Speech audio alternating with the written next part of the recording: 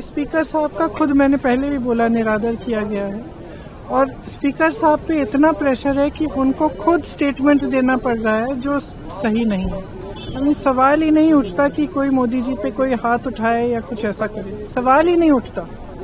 और 11 महिला एमपी हैं, मैं एक हूँ और 10 और हैं कांग्रेस की। उनमें से किसी को आप देखिए, सब सीरियस लेडीज हैं, कोई ऐसे थोड़ी है कि जाके पीएम साहब वो कुछ करेंगी। बिल्कुल गलत है ये कहना गलत है और हमारी समझ में कहना गलत है। उनको नहीं कहना चाहिए था और उनके पे प्रेशर डाला गया है सरकार द्वारा, इसीलिए उन्होंने कहा है। क्योंकि उस दिन मोदी जी की हिम्मत नहीं हुई हाउस में आने की,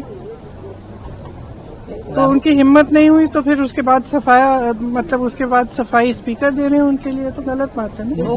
नो कॉन्फिडेंस मोशन स्पीकर साहब का खुद मैंने पहले भी बोला निरादर किया गया है और स्पीकर साहब पे इतना प्रेशर है कि उनको खुद स्टेटमेंट देना पड़ रहा है जो सही नहीं है। यानी सवाल ही नहीं उठता कि कोई मोदी जी पे कोई हाथ उठाए या कुछ ऐसा करे, सवाल ही नहीं उठता। और 11 महिला एमपी हैं, मैं एक हूँ और 10 और हैं कांग्रेस की। उनमें से किसी को आप देखिए, सब सीरियस लेडीज हैं, कोई ऐसे थोड़ी है कि जाके पीएम साहब वो कुछ करेंगी। बिल्कुल गलत है ये कहना गलत है और हमारी समझ में कहना गलत है।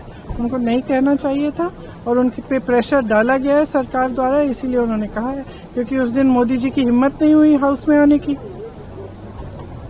तो उनकी हिम्मत नहीं हुई तो फिर उसके बाद सफाई स्पीकर दे रहे हैं उनके लिए, तो गलत बात है ना। No confidence motion